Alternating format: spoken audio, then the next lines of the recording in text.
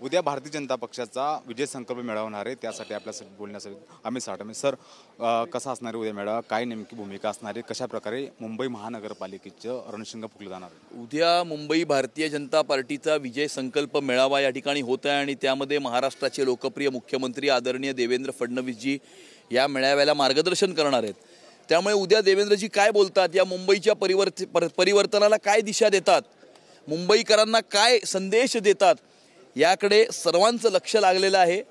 भाजपच्या कार्यकर्त्यांमध्ये प्रचंड अशा प्रकारचा उत्साह यामुळे दिसून येतो आणि त्यामुळे उद्याच्या विजय संकल्प मेळाव्यामध्ये महाराष्ट्राचे मुख्यमंत्री देवेंद्र फडणवीस साहेब हे येणाऱ्या मुंबईच्या परिवर्तनाची नांदी ठरणार आहे।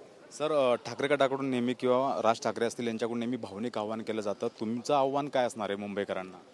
गेल्या 11 वर्षामध्ये ज्या प्रकारचा विकास या मोदीजींच्या सरकारच्या मार्फत आणि देवेंद्रजींच्या सरकारच्या मार्फत या मुंबई शहरामध्ये झालेला आहे, तशाच प्रकारचा विकास हा मुंबईच्या महानगरपालिकेच्या माध्यमातून व्हावा हे मुंबईकरांचं स्वप्न आहे आणि ते मुंबईकरांचं स्वप्न साकार करण्याकरता भारतीय जनता पार्टीचा प्रत्येक कार्यकर्ता हा सज्ज झालेला आहे।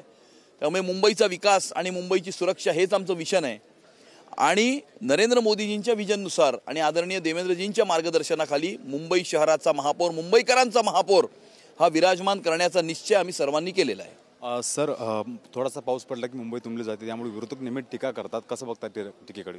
मला असं वाटतं की 1997 ते 2022 या मुंबई शहराला एक भ्रष्टाचारी आणि विजनलेस अशा प्रकारचं ॲडमिनिस्ट्रेशन मिळालं होतं आणि त्यामुळे जशी कामं ही राज्य आणि केंद्र सरकारच्या मार्फत मुंबईमध्ये पाहायला मिळाली, तशा प्रकारची कामं ही मुंबईच्या महानगरपालिकेच्या माध्यमातून झाली नाहीत आणि त्यामुळे हे विजन नव्हतं, भ्रष्टाचार होत होता। त्यामुळे मुंबईतली अनेक कामं जी पाणी तुमतं हे राज्य सरकार काय करणार, पाणी तुमतं हे महानगरपालिकेचा विषय आहे।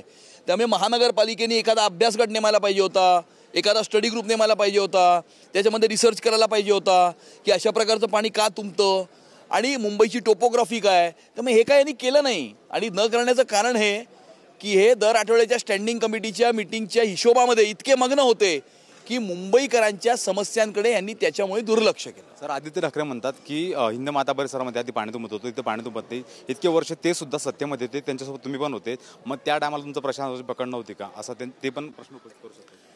असं आहे की 25चे 25 वर्ष महापौर हा त्यांचा होता, स्टँडिंग कमिटीचा चेअरमन हा त्यांचा होता। भारतीय जनता पार्टीचा 25 वर्षामध्ये महापौर आणि स्टँडिंग कमिटीचा चेअरमन कधीही नव्हता।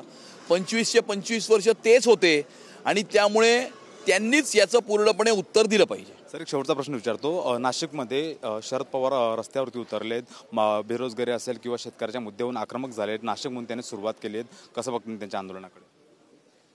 इतकी वर्ष महाराष्ट्रामध्ये ज्यांनी राज्य केलं, जे 4-4 वर्ष या 4-4 वेळेला या राज्याचे मुख्यमंत्री होते, जे केंद्रामध्ये मंत्री होते, ते आता राज्याच्या प्रश्नाकरता आंदोलन करतायत आणि त्यामुळे पहिलं त्यांनी हे उत्तर द्यावं ना की त्यांनी इतकी वर्ष महाराष्ट्रात काय केलं। हे या महाराष्ट्राला तर खऱ्या अर्थानं 2014च्या नंतर गेल्या 11 वर्षामध्ये ज्या प्रकारचे प्रोजेक्ट्स आदरणीय देवेंद्रजींनी आणले, जलयुक्त शिवार असेल, मेट्रो असेल, कोस्टल रोड असेल, समृद्धी एक्सप्रेसवे असेल, अशा अनेक प्रकारच्या योजना या देवेंद्रजींनी आणून या ठिकाणी महाराष्ट्राला विकसित महाराष्ट्र करण्याच्या दिशेने ते घेऊन गेलेले आहेत आणि त्यामुळे मला असं वाटतं की स्वतः त्यांनी काय केलं याच्यावरती त्यांनी जास्त भर दिला पाहिजे। 1999 ते 2014 त्यांचं सरकार होतं, 15 वर्ष सलग सरकार होतं, त्या 15 वर्षामध्ये त्यांनी काय केलं आणि त्यामुळे आम्ही 11 वर्षामध्ये काय केलं हे आम्ही जनतेच्या समोर मांडतोय आणि याच्या पुढेही करणार आहोत।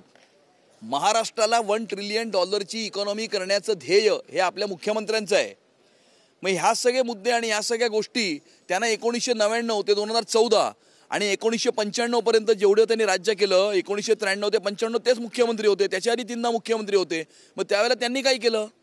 त्यामुळे त्यांनी काहीच केलं नाही आणि आता काय स्वतःचं दाखवायला काही नाही आहे। त्यामुळे अशा प्रकारचे आंदोलन ते करत असतात, त्यांना करू द्या, कारण त्यांनाही काहीतरी काम पाहिजे। सर, संजय राऊत म्हणाले की मुख्यमंत्र्यांच्या आजूबाजूला असणारी टोळी ही मुंबई लुटण्याचं काम करते, मराठी साहित्य संग्रहाची जागा असेल किंवा पत्रकार संघाची जागा असेल, मोक्याच्या जागा ढापण्याचा प्रयत्न त्यांच्या आजूबाजूला टोळी करते। त्यामध्ये त्यांनी मंगलपाल लोढांचं नाव घेतलं आणि अनेक नेत्यांचं नाव घेतलं। मला असं वाटतं की त्यांची अक्कल कोणीतरी ढापलेली आहे, त्यामुळे त्याच्यावरती अधिक काही बोलण्याची आवश्यकता नाही। धन्यवाद सर।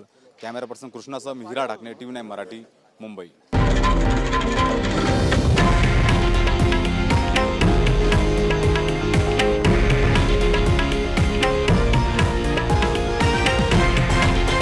हे आहे देशातील नंबर 1 न्यूज नेटवर्क आणि आपण पाहत आहात TV9 मराठी, एकमेव.